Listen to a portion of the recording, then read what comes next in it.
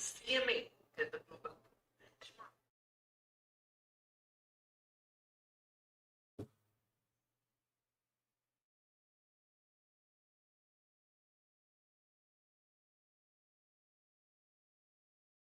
Good evening सभी बच्चों को।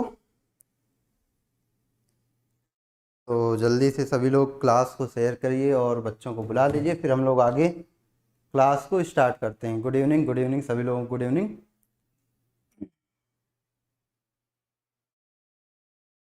ठीक है, चलिए। तो आज हम लोगों को लास्ट टाइम पे हम लोगों ने समव्यवस्था पढ़ ली थी और उसमें विन्यासी समव्यवस्था के बारे में बात की थी। संरूपण समव्यवस्था आपको बताया था, लेकिन वो आपको मिलेगा नहीं 12th क्लास में। जब आप पढ़ेंगे तो उसमें संरूपण समव्यवस्था के बारे में कोई बात आपको करनी नहीं है, इसलिए उसके बारे में हम बात नहीं करेंगे। आज हम लोग और आगे छोटी छोटी बातों को कुछ पढ़ लेते हैं, ताकि ये जो बेसिक केमिस्ट्री का है वो जल्दी से ख़त्म हो, तो फिर हम लोग मेन अपने चैप्टर पे आते हैं। तो आज हम आपको बताएंगे किसके बारे में बेटा, जो हमारे देखो कोई भी अभिक्रिया होती है तो कोई भी जो अभिक्रिया होती है तो उस अभिक्रिया में देखो दो चीजें होती हैं। एक तो आपके पास क्या होता है, अभिकारक होता है ना,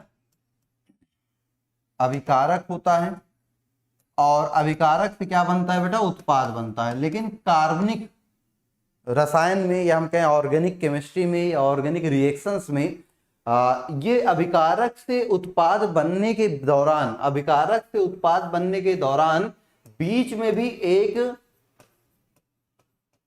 मध्यवर्ती एक पद आता है, जिसमें क्या बनता है, एक मध्यवर्ती बनता है, जिसको हम इंटरमीडिएट कहते हैं। क्या बोलते हैं, इंटरमीडिएट कहते हैं। और जो हमारी अभिक्रियाएं होती हैं वो अभिक्रियाएं सामान्यतः इंटरमीडिएट पे ही डिपेंड करती हैं। मध्यवर्ती का स्थायित्व क्या है, मध्यवर्ती की अभिक्रियाशीलता क्या है, उसकी रिएक्टिविटी कैसी है ना, तो उन सारी चीजों पर ही हमारी रिएक्शंस डिपेंड करती हैं। तो अगर आप इंटरमीडिएट के बारे में सारी जानकारी लेके रखे हो, इंटरमीडिएट के बारे में आपको चीजें पता है, बातें पता है, तो आपके लिए ऑर्गेनिक केमिस्ट्री बहुत आसान हो जाती है। आपको रिएक्शंस करने में कोई दिक्कत नहीं आने वाली है, क्योंकि आपको पता रहेंगी चीजें कि भाई इस रिएक्शन में जो इंटरमीडिएट है वो बनने वाला है। जैसे कोई रिएक्शन होती है, हमने एक ही रिएक्शन बी से कराई, तो यहाँ पे दो प्रोडक्ट बने सी और डी। एक प्रोडक्ट कैसा होता है, मेजर होता है, और एक प्रोडक्ट कैसा होता है, माइनर होता है। तो ये कैसे डिसाइड होता है कि कौन सा प्रोडक्ट मेजर होगा, कौन सा प्रोडक्ट माइनर होगा। मेजर प्रोडक्ट मतलब जो ज्यादा मात्रा में बने, माइनर प्रोडक्ट मतलब जो कम मात्रा में बनेगा। तो ये कैसे डिसाइड होगा कि कौन सा मेजर होगा, कौन सा माइनर होगा। तो ये सारी चीजें किस पे डिपेंड करती हैं बेटा, इंटरमीडिएट पर, मध्यवर्ती पर। कौन सा प्रोडक्ट हमारा मुख्य प्रोडक्ट होगा, मुख्य उत्पाद होगा, मेजर प्रोडक्ट होगा, कौन सा हमारा गौण उत्पाद होगा मतलब माइनर प्रोडक्ट होगा जो कम मात्रा में बनेगा। वो सारी चीजें किस पे डिपेंड करती हैं, इंटरमीडिएट पे डिपेंड करती हैं, मध्यवर्ती पे डिपेंड करती है। ठीक है, तो हम लोग यहीं पे बातें करेंगे आज उन्हीं के बारे में, छोटी छोटी बातें, बहुत थोड़ी थोड़ी सी बातें जान लेंगे, फिर जो चैप्टर के बीच बीच में आती रहेंगी वहां पे डिस्कशन करते ही रहेंगे। अभी जो इतना बेसिक है इसका वो हम आज जानेंगे। तो आज हम पढ़ेंगे बेटा क्या, बंध विदलन। क्या पढ़ेंगे बेटा, बंध विदलन, बॉन्ड फिजन। आज हम पढ़ने जा रहे हैं बंध विदलन और बॉन्ड फिजन, बॉन्ड फिजन।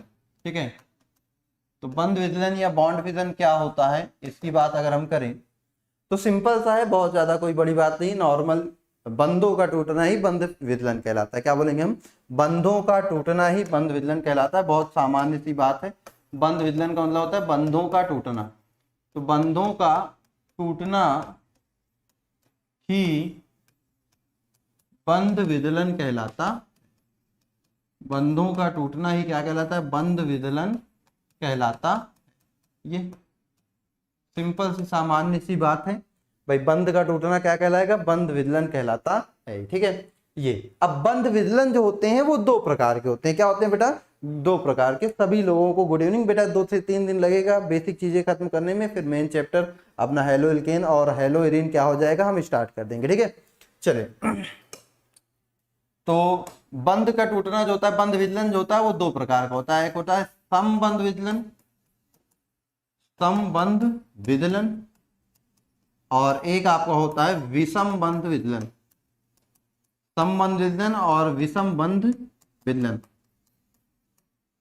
ठीक है, होमोलिटिक बॉन्ड फिजन और आपका हेट्रोलिटिक बॉन्ड फिजन। तो बंध विदलन दो प्रकार के होते हैं, एक समबंध विदलन और एक विषम बंध विदलन। अब ये समबंध विदलन और विषम बंध विदलन से ही हमें इंटरमीडिएट मिलेंगे, जो कि हमारे मुक्त मूलक होते हैं, जो कि हमारे कार्य धनायन होते हैं, जो कि हमारे कार्य ऋणायन होते हैं, वो सारी चीजें। ठीक है, तो सबसे पहले हम बात करेंगे किसकी, समबंध विदलन की। किसकी बात करेंगे, समबंध विदलन की। तो चलो बात करते हैं समबंध विदलन की, आ जाओ। तो हमारा जो समबंध विदलन है वो क्या होता है, उसकी बात आइए करते हैं।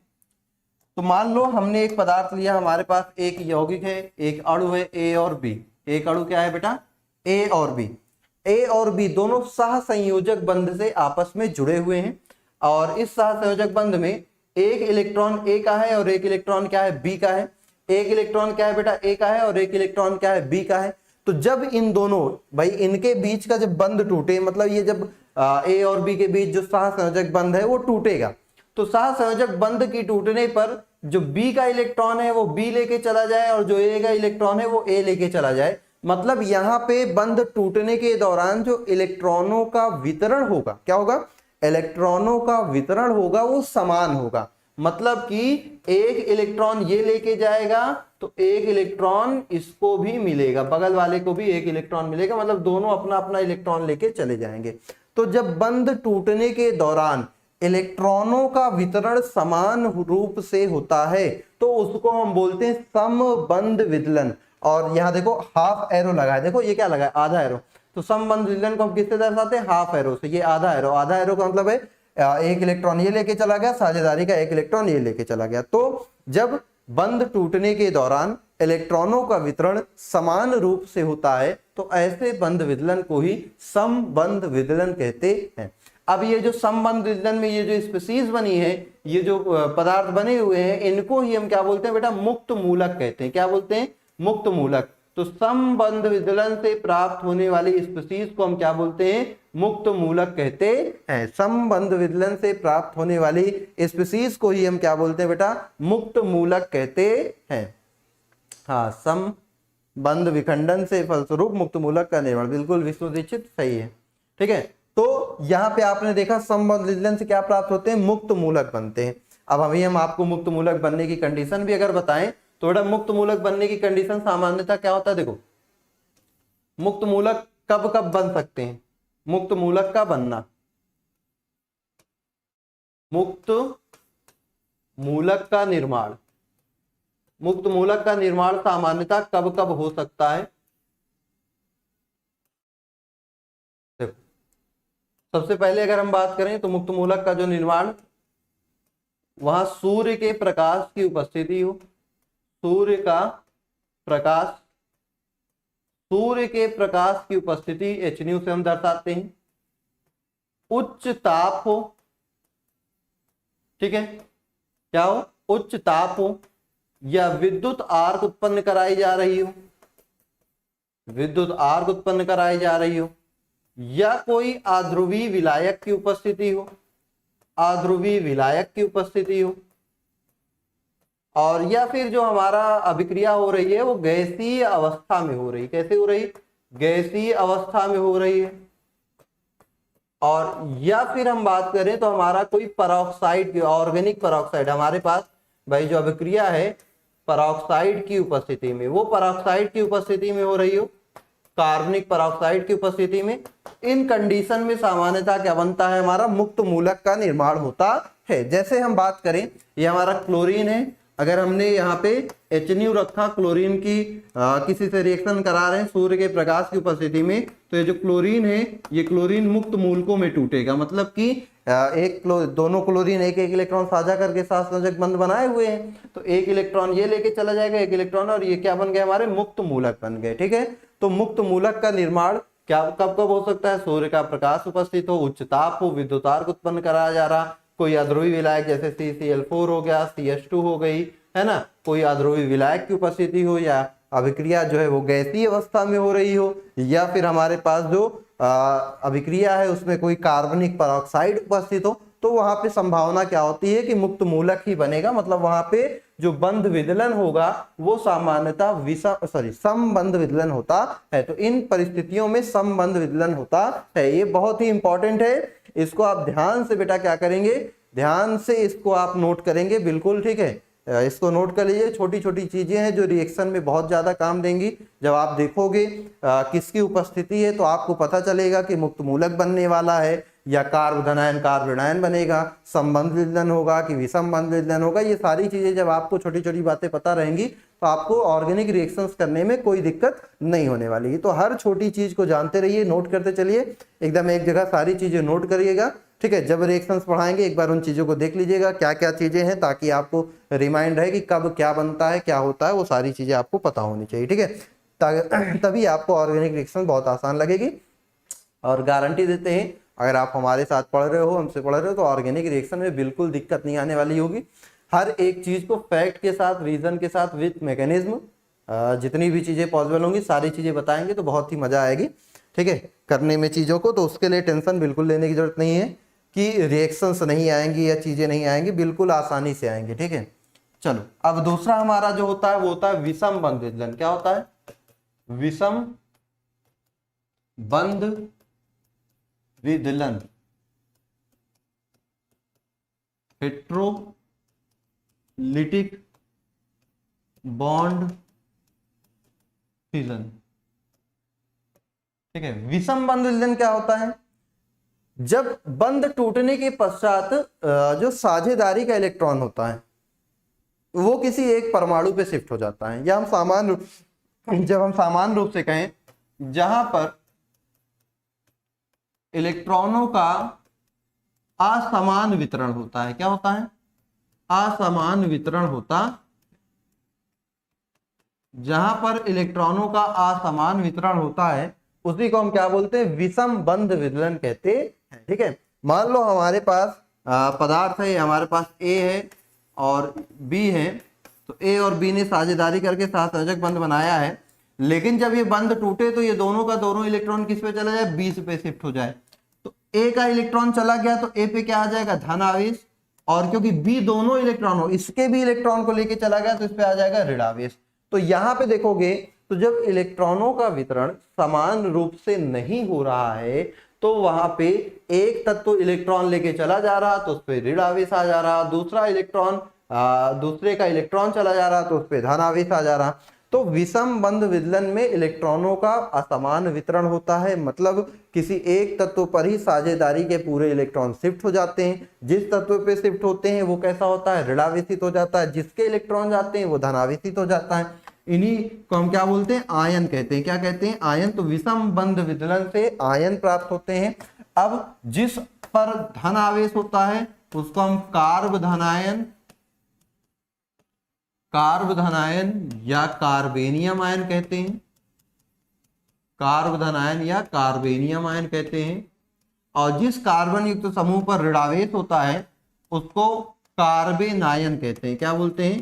कार्बेनायन कहते हैं या कार्ब ऋणायन कहते हैं, या कार्ब ऋण आयन कहते, ठीक है, कार्बेनायन या कार्ब ऋणायन कहते हैं, ठीक है। तो विषम बंध विदलन से प्राप्त होने वाले जो समूह होते हैं वो कैसे होते हैं भाई? आयन होते हैं। जिस समूह पर धनावेश होता है वो कैसा होता है? कार्ब धनायन होता है। जिस पर ऋणावेश होता है वो कैसा होता है?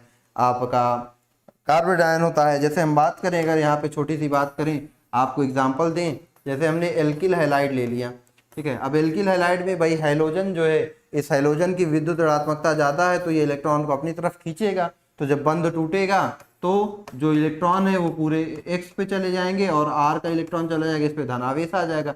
ये जो बन गया ये हमारा क्या है? कार्ब धनायन बन गया। क्या बन गया? कार्ब धनायन बन गया।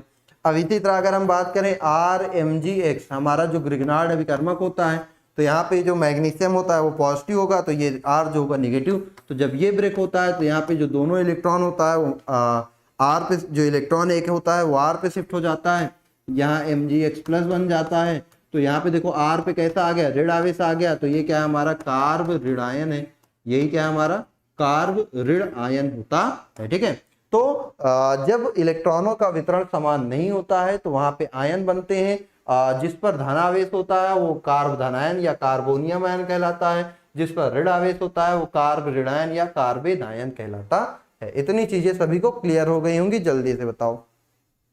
मंडे से होगी बेटा, नीट की क्लासेस मंडे से होंगी, ठीक है।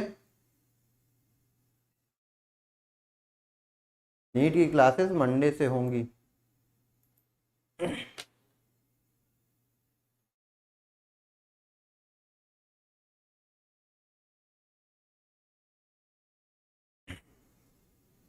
ओके चलो।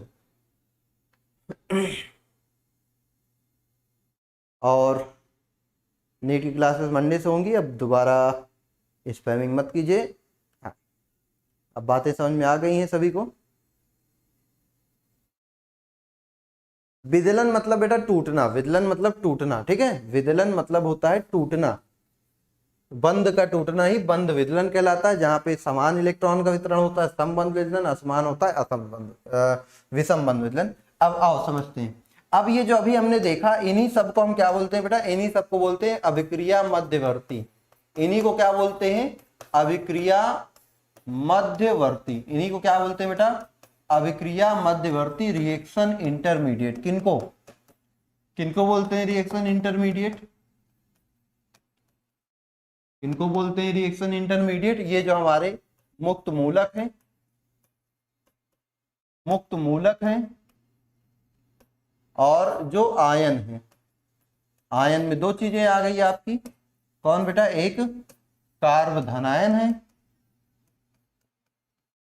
और एक हमारा कार्ब ऋण आयन है, ठीक है। तो हमारे ये जो तीनों होते हैं मुक्त मूलक है, कार्ब ऋणायन है, कार्ब धनायन है, ये हमारे क्या होते हैं भाई, ये हमारे होते हैं अभिक्रिया मध्यवर्ती, रिएक्शन इंटरमीडिएट। इनके अलावा भी हमारे पास जैसे कार्बीन है, नाइट्रीन है, ये भी हमारे पास क्या होते हैं, इंटरमीडिएट होते हैं, ठीक है। इनके अलावा भी हमारे पास और भी इंटरमीडिएट होते हैं, जैसे कार्बीन है। कार्बीन आपको कहाँ मिलेगी, कार्बीन मिलेगी राइमर टीमन अभिक्रिया आप पढ़ोगे तो उसमें कार्बीन आपको मिलेगी। कार्बीन के अलावा नाइट्रीन भी होता है, ठीक है। तो इन सारी चीजों की बात हम अभी करते हैं। अभी हमने देखो मुक्त मूलक जाना, अभी कार्ब धनायन जाना, कार्ब ऋणायन जाना। तो इनका स्थायित्व और इनका क्रियाशीलता का क्रम देख लेते हैं, ठीक है। तो जो हमें जरूरी है वो यही है, स्थायित्व और क्रियाशीलता का क्रम जानना जरूरी है। आइए उसके बारे में बातें कर लेते हैं। तो सबसे पहले अगर हम बात करेंगे तो किसकी बात करेंगे, देखो सबसे पहले हम बात करेंगे भाई मुक्त मूलक की। मुक्त मूलक, ठीक है। मान लो हमारे पास ये CH3 मुक्त मूलक है। ये मुक्त मूलक को भाई एक बिंदी के द्वारा दर्शाते हैं। ये तो मुक्त मूलक हो गया। कुछ मुक्त मूलक ऐसे होते हैं जिन पे आवेश भी होता है, मतलब ये अयुग्मित इलेक्ट्रॉन भी होगा और आवेश भी होगा, ठीक है। अयुग्मित इलेक्ट्रॉन के साथ साथ आवेश भी होगा। ऐसे मुक्त मूलकों को हम बोलते हैं आयन मुक्त मूलक। क्या बोलते हैं, आयन मुक्त मूलक। ऐसे मूलकों को हम क्या बोलते हैं, आयन मुक्त मूलक। ऐसे मुक्त मूलक जिन पर अयुग्मित इलेक्ट्रॉन के साथ साथ आवेश भी होता है, वो धनावेश भी हो सकता है, ऋणावेश भी हो सकता है, उनको हम बोलते हैं क्या बेटा, उनको बोलते हैं आयन मुक्त मूलक। तो अभी चलो मुक्त मूलक की बात करते हैं। अगर मुक्त मूलक पे बात करें तो मुक्त मूलक पे ये जो इलेक्ट्रॉन है ये कैसा है, अयुग्मित इलेक्ट्रॉन। तो मुक्त मूलक के पास होता है अयुग्मित इलेक्ट्रॉन। कैसा होता है, अयुग्मित इलेक्ट्रॉन। इस अयुग्मित इलेक्ट्रॉन के कारण ये क्या होता है, अति क्रियाशील। ये कभी बैठता नहीं है कि ये टूट, मतलब मुक्त मूलक बनने के बाद किसी का इंतजार नहीं करता, ये तुरंत दूसरे मूलकों से जुड़कर स्थायी बंध बना लेता है। मतलब ये अति क्रियाशील होता है, ये बहुत ही तीव्रता से क्रिया करता है। और अगर हम इस पे बात करें तो अयुग्मित इलेक्ट्रॉन के कारण ये कैसा हो जाएगा भाई, ये अनुचुंबकीय होता है। अयुग्मित इलेक्ट्रॉन के कारण ये कैसा होता है, अनुचुंबकीय होता है, ठीक है। अयुग्मित इलेक्ट्रॉन कैसे है, देखो कार्बन के पास बेटा एक हाइड्रोजन इधर जुड़ा है, एक हाइड्रोजन यहाँ जुड़ा है, एक हाइड्रोजन यहाँ, मतलब भाई ये हाइड्रोजन जुड़े हैं तो यहाँ पे इलेक्ट्रॉनों की साझेदारी हुई होगी। एक इसने दिया होगा तो एक इसने दिया होगा तो एक इसने दिया। तो यहाँ पे देखो ये युग्मित युग्मित युग्मित, और ये जो एक्स्ट्रा यही अयुग्मित इलेक्ट्रॉन है। तो अयुग्मित इलेक्ट्रॉन की उपस्थिति इसको क्या बना देगी बेटा, अयुग्मित इलेक्ट्रॉन की उपस्थिति इसको अनुचुंबकीय बना देगी। अब चलो आगे बात करें अगर संकरण की। किसकी बात करें, संकरण की। तो कार्बन पर संकरण निकालना हमने सिखाया है। संकरण कैसे निकालते हैं, सिग्मा बंधों की संख्या प्लस लोन पेयर, यही तो निकालते हैं। सिग्मा बंधों की संख्या प्लस लोन पेयर। देखो सिग्मा बंध कितने हैं, 1 2 और 3, 3 सिग्मा बंध है और लोन पेयर मतलब एकाकी इलेक्ट्रॉन मतलब 2 इलेक्ट्रॉन, यहाँ पे कितना है, एक ही इलेक्ट्रॉन है, तो ये तो लोन पेयर में नहीं गिना जाएगा, तो लोन पेयर हो गया 0। तो टोटल कितना आ गया 3, तो इसका संकरण क्या आ जाएगा, 3 को हम बांटेंगे तो बोलेंगे sp2, क्या हो जाएगा sp2। तो इसका जो संकरण होगा, संकरण क्या हो जाएगा बेटा, इस पे संकरण पाया जाएगा कौन सा, sp2, ठीक है। अब देखो हमारे पास जो मुक्त मूलक होंगे वो 3 प्रकार के होंगे, कौन कौन से भाई, आओ देखते हैं। हमारे पास होगा प्राथमिक मुक्त मूलक, प्राथमिक मुक्त मूलक मतलब समझते ही हो,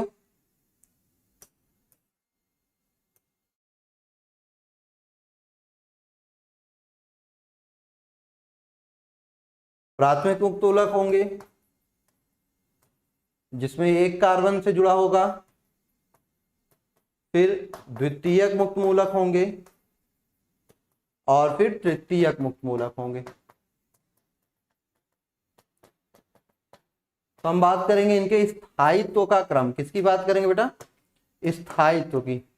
तो इनका स्थायित्व किस आधार पे देखा जाएगा, तो बेटा जो स्थायित्व होता है वो अभी जब हम पढ़ेंगे अति संयुग्मन, क्या पढ़ेंगे, अति संयुग्मन, हाइपर कॉन्जुगेशन। तो हाइपर कॉन्जुगेशन के आधार पे मुक्त मूलक का और आपके कार्बोधनायन का स्थायित्व की व्याख्या की जाती है, ठीक है, ठीक है बेटा। हाँ, तो मुक्त मूलक जो होते हैं, मुक्त मूलकों का स्थायित्व और आपका जो कार्बोधनायन होते हैं उनका स्थायित्व अति संयुग्मन के आधार पे बताया जाता है। तो अभी अति संयुग्मन पढ़ेंगे हम लोग, तो वहां पे बताएंगे कि क्यों ऐसा होता है। अभी तो आप जान लो, क्या जान लो, कि जो आपका तृतीयक होता है, तृतीयक मुक्त मूलक सर्वाधिक स्थायी होता है, फिर द्वितीयक और फिर प्राथमिक। ये तो सबसे ज्यादा स्थायी तो कौन होता है, स्थायी किसका होता है भाई, सबसे ज्यादा स्थायी आपका होता है तृतीयक मुक्त मूलक। क्या होता है, तृतीयक मुक्त मूलक सबसे ज्यादा स्थायी होता, ठीक है।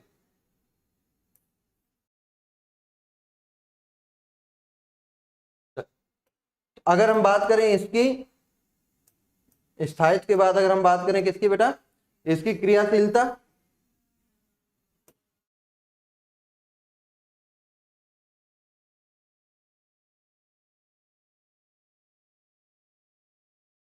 तो क्रियाशीलता देखिएगा, क्रियाशीलता क्या हो जाएगी,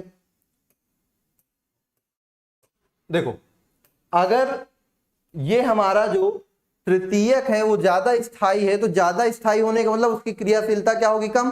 भाई जो ज्यादा स्थायी है वो कम क्रियाशील होगा, वो किसी क्रिया नहीं करना चाहेगा, तो इसकी जो क्रियाशीलता का क्रम होगा वो उल्टा हो जाएगा। तृतीयक की क्रियाशीलता सबसे कम होती है और प्राथमिक की क्रियाशीलता ज्यादा होती है, ठीक है। स्थायी तो तृतीयक का ज्यादा होगा और क्रियाशीलता सबसे कम तृतीयक की हो जाएगी, ये हो जाएगा, रिवर्स हो जाएगा, बिल्कुल सही।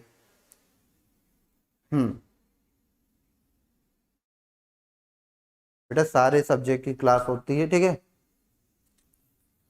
चल, तो ये तो हो गई मुक्त मूलकों की बात, ठीक है। मुक्त मूलक समबंध विदलन से मुक्त मूलक प्राप्त होते हैं, समबंध विदलन से मुक्त मूलक प्राप्त होते हैं। इनके ऊपर हम क्या करते हैं भाई, एक बिंदी के द्वारा इसको दर्शाते हैं। बिंदी मतलब अयुग्मित इलेक्ट्रॉन होता है और ये सारे इसके क्या है, गुण होते हैं। बाकी स्थायित्व और क्रियाशीलता आपने देख ही लिया है। चलो अब आगे बढ़ते हैं, ठीक है। इसके आगे अब हम बात करेंगे कार्बोधनायन की। किससे बात करेंगे, कार्बोधन आयन, कार्बोकैटायन, ठीक है। कार्बोधनायन में क्या होता है, कार्बोधनायन मतलब ये CH3+, जैसे ये कार्बोधनायन है। विषम बंध विदलन से कार्बोधनायन और कार्बोऋणायन प्राप्त होते हैं। अब चलो कार्बोधनायन की अगर बात करते हैं तो ध्यान से देखिएगा, यहाँ पे इसके बाद कार्बन के पास होते हैं कितने भाई, 6 इलेक्ट्रॉन होते हैं, जिसमें 2,4 इसके पास 4 संयोजी इलेक्ट्रॉन होते हैं, 1 2 3 और 4 संयोजी इलेक्ट्रॉन होते हैं। अब 4 संयोजी इलेक्ट्रॉन में से एक इसका इलेक्ट्रॉन क्या हो जाएगा, निकल जाएगा। भाई प्लस का मतलब क्या है, एक इलेक्ट्रॉन निकल गया। अब 3 इलेक्ट्रॉन बचते हैं, तो ये 3 में से एक इस हाइड्रोजन के साथ, एक इस हाइड्रोजन के साथ और एक इस हाइड्रोजन के साथ कर लेता है और इस पे क्या आ जाता है, धन आवेश। तो कुछ इस तरीके से ये है CH और प्लस, है ना। तो इसके पास कोई भी अयुग्मित इलेक्ट्रॉन नहीं है। सबसे पहला तो भाई सारे इलेक्ट्रॉन इसके युग्मित हैं। पहला, सभी इलेक्ट्रॉन युग्मित हैं। इसके सभी इलेक्ट्रॉन क्या है, देखो युग्मित है, कोई भी इलेक्ट्रॉन अयुग्मित नहीं है, सारे के सारे इलेक्ट्रॉन इसके क्या है, युग्मित है। और एक अयुग्मित इलेक्ट्रॉन जो था वो तो निकल चुका है, तभी इस पे प्लस चार्ज आया। इस वजह से ये कैसा होगा, प्रतिचुंबकीय होगा। क्यों, क्योंकि इसके पास कोई अयुग्मित इलेक्ट्रॉन है ही नहीं, इस वजह से ये कैसा हो जाएगा, प्रतिचुंबकीय हो जाएगा। ठीक है, और ये भी क्या होता है बेटा, क्रियाशील होता है। ये भी कैसा होता है, क्रियाशील, क्योंकि भाई इसके पास इलेक्ट्रॉन की कमी है, तो ये किसी से इलेक्ट्रॉन लेकर अपने आप को स्थायी बनाना चाहता है, तो ये भी क्या होता है, क्रियाशील होता है। और अगर हम बात करें इस पे संकरण की, तो संकरण देख लो बेटा, 1 2 और 3, 3 सिग्मा और कोई भी लोन पेयर नहीं, 0, तो इसका भी संकरण कैसा हो जाएगा, sp2। और sp2 संकरण की ज्यामिति तो आप जानते ही हो, हमें बताने की जरूरत नहीं है। और फिर हम बात करेंगे स्थायित्व की, तो इसकी भी स्थायित्व की जो व्याख्या होती है वो अतिसंयुग्मन से ही की जा सकती है। अतिसंयुग्मन पढ़ेंगे तो वहां पे हम आपको इसको रिमाइंड कराएंगे एक बार कि कैसे होता है ये। अभी तो देखिएगा हमारे पास प्राइमरी कार्बोकैटायन है, सेकेंडरी कार्बोकैटायन है और टर्शियरी कार्बोकैटायन। ठीक है, तो अब इसमें अगर आप देखिएगा ध्यान से, तो सबसे ज्यादा स्थायी इसमें भी टर्शियरी ही होता है, तृतीयक होता है, और सबसे कम प्राथमिक ही वाला ही होता है। ठीक है, और स्थायित्व अगर स्थायित्व ये है, तो स्थायित्व ये होने के साथ साथ फिर आपका क्रियाशीलता क्या हो जाएगी, तो चलिए क्रियाशीलता देख लेते हैं।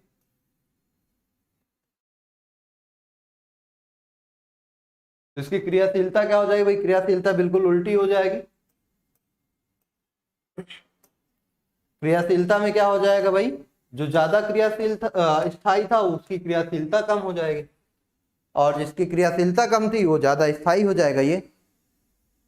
ठीक है, तो कार्बोधनायन होते हैं।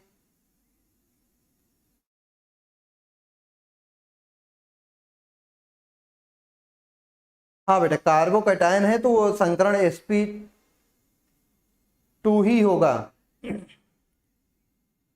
sp2 ही होगा। ठीक है, अगर आपका अपोजिट हो जाता है, बिल्कुल सही। अगर आपका कार्बोधनायन है तो उस पर संकरण sp2 ही होगा। ठीक है, क्यों, क्योंकि उसका एक इलेक्ट्रॉन तो हमेशा ही गायब रहेगा, और तो कार्बन के पास 4 इलेक्ट्रॉन होते हैं, एक इलेक्ट्रॉन निकल चुका तो 3 ही सिग्मा बंध बना सकता है, और 3 सिग्मा बंध बनाएगा तो उसका जो संकरण होगा वो हमेशा sp2 ही रहेगा। ठीक है, चलो अब हम बात करेंगे इसके बाद किसी कार्बोरेडायन की। किसकी बात करेंगे, कार्बोरेडायन की।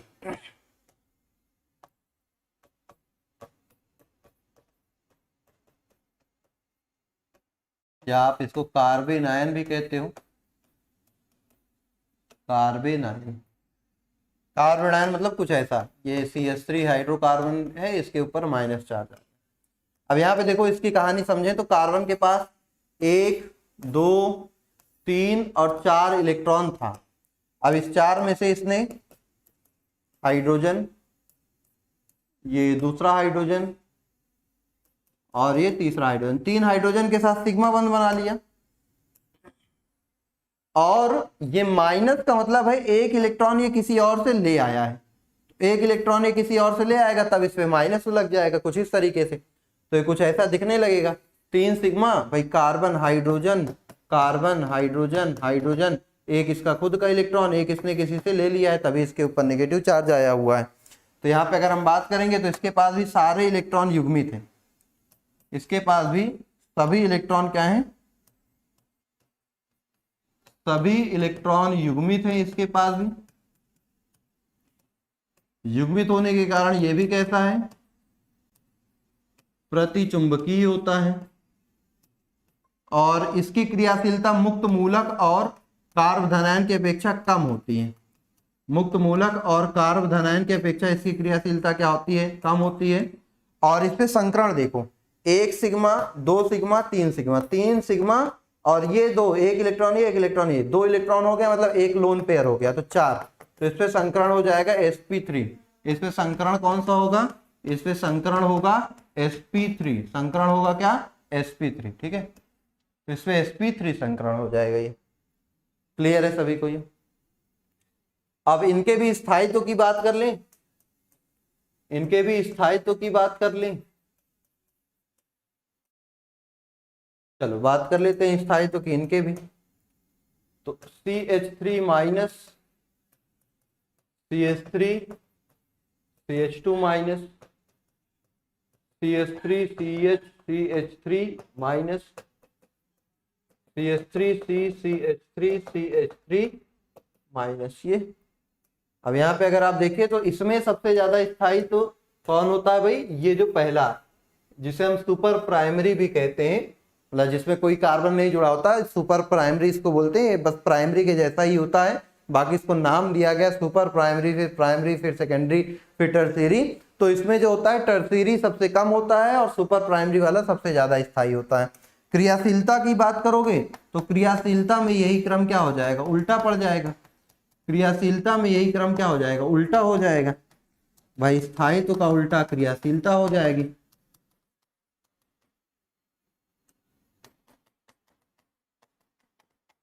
ये नेगेटिव हो जाएगा। तो अब हम बात कर रहे हैं ये क्या? क्रियाशीलता, रिएक्टिविटी की।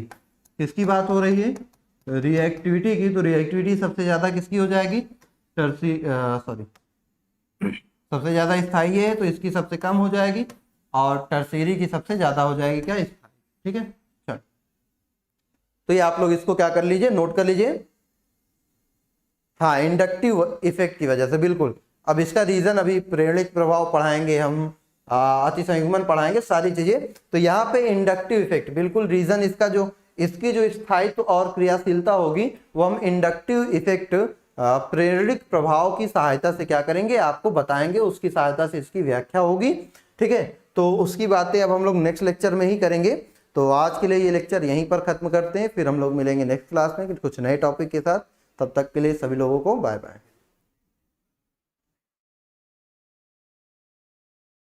नहीं बेटा, कल क्लास नहीं रहेगी, अब मंडे को क्लास रहेगी। ठीक है,